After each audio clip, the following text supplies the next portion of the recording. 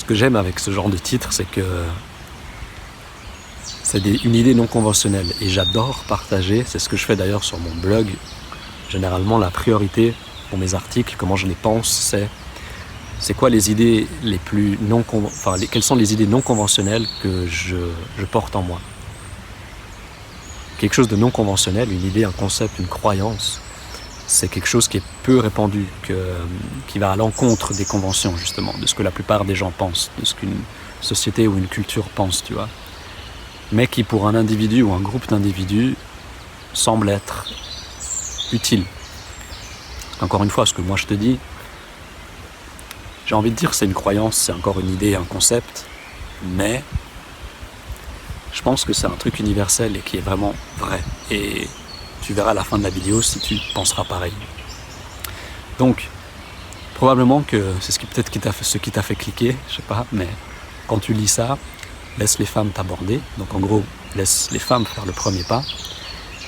Ça va à l'encontre de ce truc qu'on a en nous. Moi, pendant très longtemps, j'ai cru aussi que c'est l'homme qui devait faire le premier pas.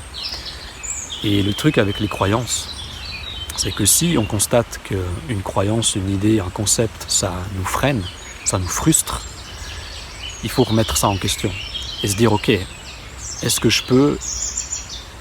c'est vraiment vrai? Et si ça me frustre et que ça génère toute cette peut-être perte de temps et d'énergie, tu vois, mais que ça concerne un domaine dans lequel peu importe le domaine, genre, ça me frustre, tu vois. Donc, est-ce que je peux oublier ça et juste ne plus avoir à me soucier de cette croyance? Ou alors, est-ce que je peux, c'est là que ça devient vraiment plus intéressant, est-ce que je peux changer cette croyance, la modifier, tu vois. Et là, on inverse le truc. On se dit non, c'est la femme qui doit faire le premier pas. Et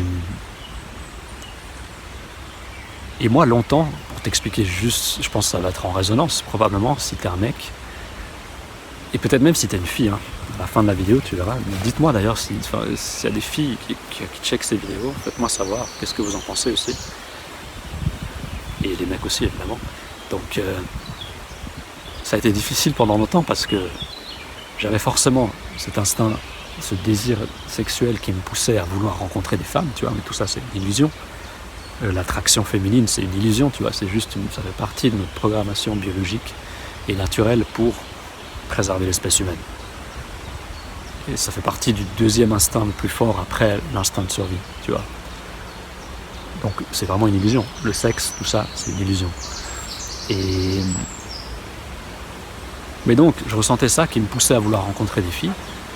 Et j'avais l'impression que c'était vraiment un devoir, c'était un poids pendant une trentaine d'années. Parce que quand j'étais gamin, dans les premières années, jusqu'à peut-être 7 ans, tu vois, avant que le désir sexuel et l'instinct sexuel se réveillent, on vit vraiment tranquille, tu vois, jusqu'à 7 ans, j'ai l'impression. Et après, ça se complique. L'adolescence, c'est encore pire. Et la vie d'adulte, je sais pas si c'est pire que l'adolescence. C'est censé aller de mieux en mieux quand même, hein, quand on évolue, puis qu'on a notre conscience qui évolue. Mais voilà, pendant une trentaine d'années, on va dire, ça m'a énormément pesé j'ai tellement souffert de cette idée que c'était l'homme qui devait faire le premier pas.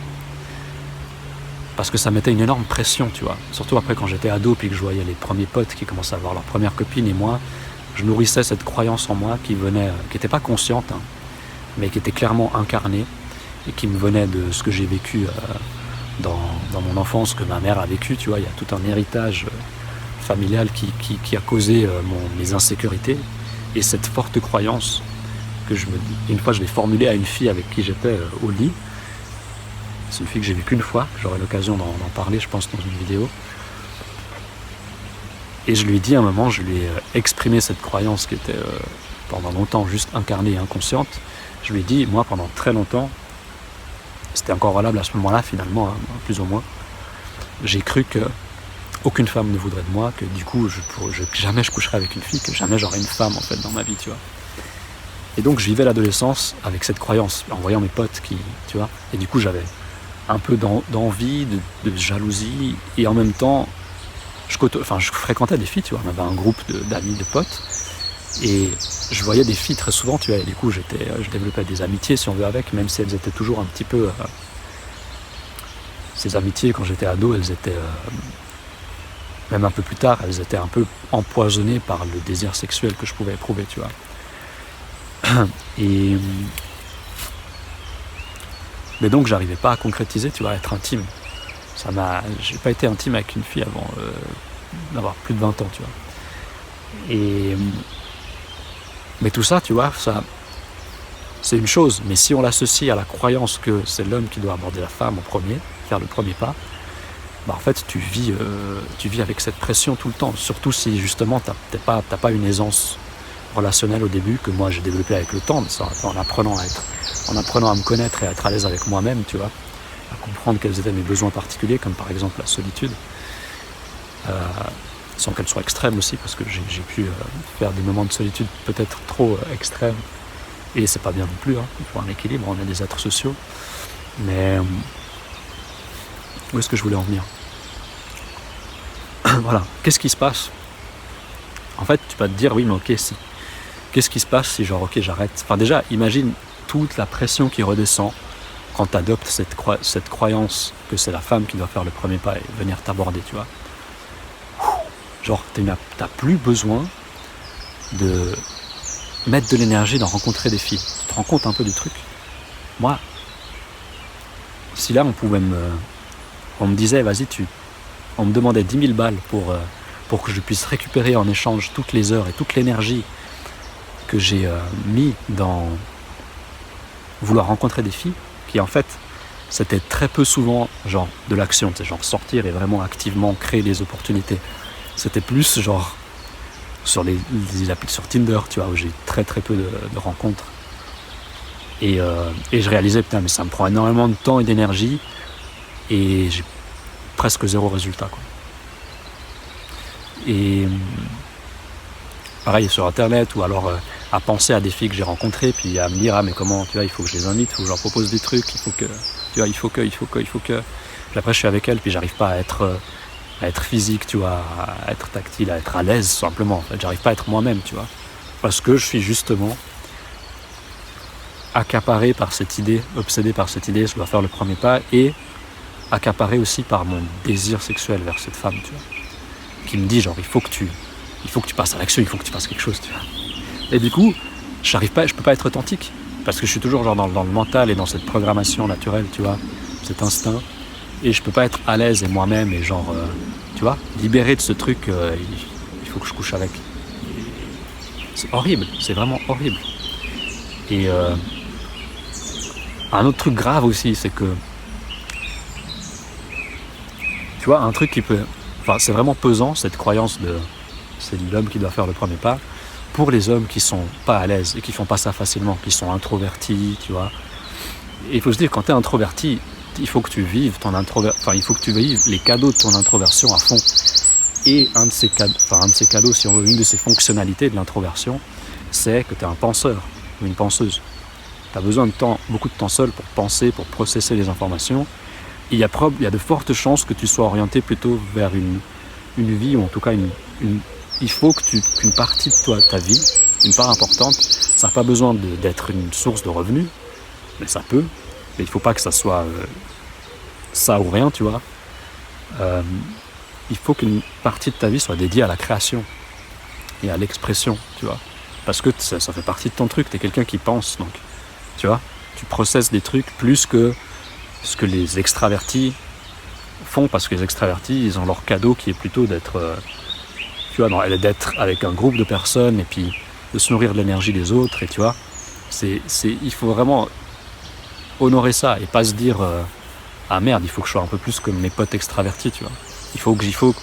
Pourquoi j'ai pas envie de sortir aussi souvent qu'eux et tout. Et tant mieux, reste chez toi à lire, tu vois, ou à écrire, ou à faire de la musique, ou que sais-je. Ou alors, tu vois, tu passes du temps avec une seule personne à la fois, c'est ce que j'adore. C'est ce que je préfère, d'ailleurs.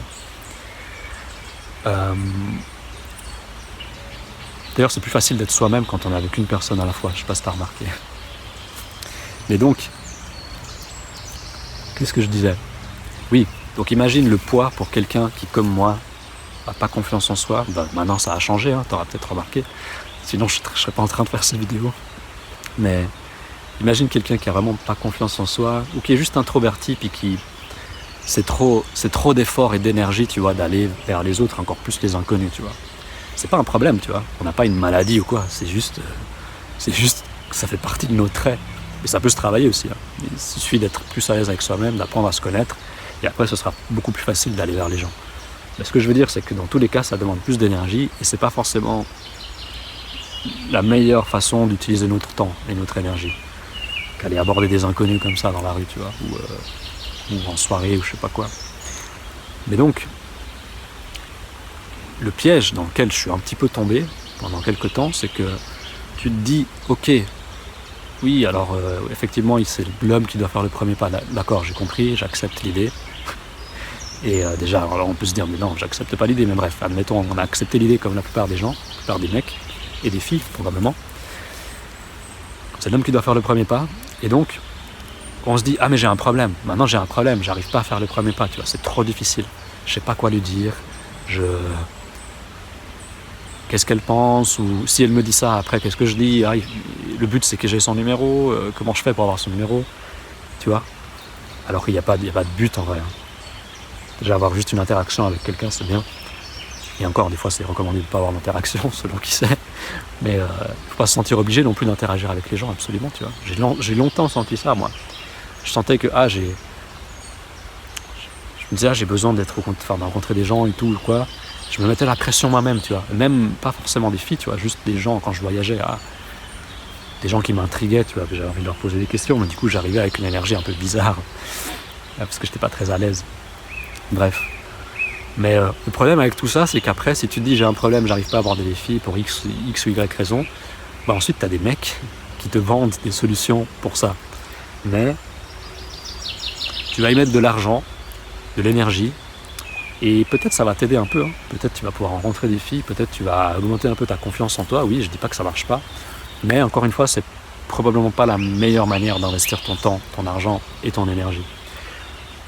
Le mieux, je pense, c'est d'incarner cette idée contradictoire à cette... je sais pas si on dit le statu quo, peut-être je dis n'importe quoi, je sais pas si c'est le bon contexte pour utiliser ce terme. Mais disons, cette idée non conventionnelle que c'est en fait la femme qui doit faire le premier pas. Et là aussi, c'est pas mettre la pression sur la femme non plus. Tout va être clair dans un instant. Mais en gros, tu adoptes cette idée, ok, je laisse les femmes m'aborder. Donc en fait, toi, tu peux mener ta vie tranquille, sans jamais te préoccuper des filles, tout en les respectant et en les appréciant quand elles débarquent dans ta vie, et sans jamais te dire quand c'est que je vais rencontrer une fille, tu vois, qu'est-ce que je dois faire? Non, tu vis ta vie, donc tu suis tes centres d'intérêt. Peut-être tu te dis, j'ai envie de prendre un cours de danse, tu vois.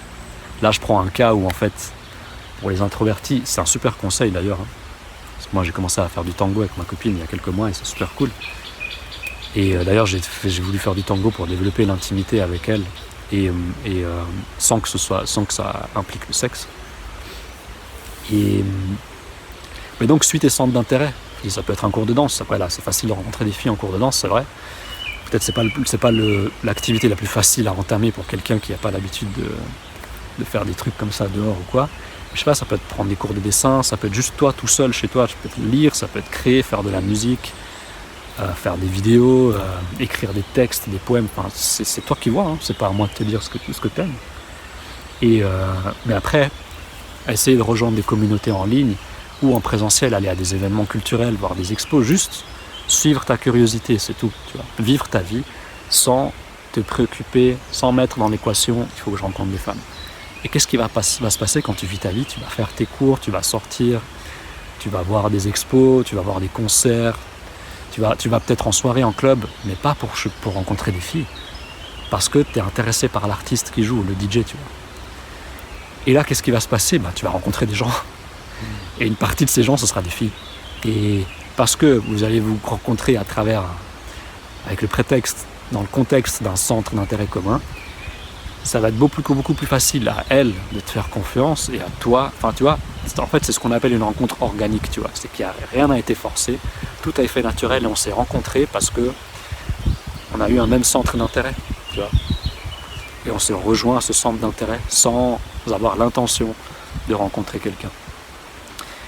Et Et après ça, il faut aussi conserver le détachement. Il ne faut pas rentrer dans un truc, mais bon, ça, c'est chacun qui vit son truc. Mais voilà, et comme ça, tu rencontres des filles sans effort. Et pour revenir à la conclusion, laisse les filles faire le premier pas ou laisse les filles t'aborder. Et ben, tu vois, de manière organique, la fille, tu vas lui laisser le choix, tu vois. Elle n'aura pas de pression parce que c'est toi qui vas, puis qu'elle doit se sentir obligée par politesse ou quoi. Je dis pas, des fois, tu fais des bonnes rencontres comme ça, tu crées des connexions comme ça. Mais ça veut dire que c'était organique déjà à la base, tu vois, qu'il y avait une attraction mutuelle et puis que ça faisait sens de se rencontrer. Et que probablement, il y avait un centre d'intérêt, tu vois. Mais ça te permet de te détacher de l'attraction sexuelle, en gros, qui peut quand même se manifester dans ces contextes. Mais tu vois, c'est pas par ça qu'on se rencontre. Et du coup, c'est la fille qui a le choix. Genre, si la fille, elle est intriguée par toi, ou si juste, elle n'est pas intriguée forcément par toi, c'est juste que vous avez un même centre d'intérêt, puis vous vous mettez à parler pour X raisons, ben voilà, vous avez fait une rencontre organique, et comme je l'ai dit, c'est plus facile pour elle. Elle te fait plus facilement confiance. Après, ça veut peut-être t'es un dingue, tu vois, et que... Enfin, je dis pas si tu regardes ça et que tu es en résonance avec ce que je dis, je pense pas que tu sois dingue, mais tu vois, je te prédis pas ce qui peut se passer après, mais en gros, dans tous les cas, il y a une rencontre organique qui se fait et tu as laissé l'occasion à la fille de venir à toi, tu vois. Et je t'assure que la fille, elle va venir à toi si la rencontre est censée se faire. Elle va pas attendre trop longtemps, tu vois, pour voir si toi tu fais le premier pas. Il y a des filles qui peuvent te tester comme ça, tu vois. Mais si elles finissent pas par faire le pas, c'est que vous n'êtes pas censé vous rencontrer puis que ça vaut pas la peine, tu vois. Et ensuite, tu peux te dire, ah mais purée, ça fait 5 ans que je fais ça, que je crois que c'est les filles qui doivent faire le premier pas et je rencontre personne. L'univers en a voulu ainsi, tu vois. Accepte ce que l'univers te donne, c'est du coup une chance pour toi, parce que tu peux complètement te dédier à tes centres d'intérêt et à ta vie, à tout ce qui t'intéresse dans ta vie, tu vois, sans être accaparé par une relation avec quelqu'un d'autre qui peut être magnifique et qui peut t'aider à évoluer aussi, mais qui est aussi, comme tout, comme d'ailleurs les centres d'intérêt aussi, ça te prend du temps et de l'énergie. Sur ce, dis-moi ce que tu en penses dans les commentaires et à la prochaine. Peace.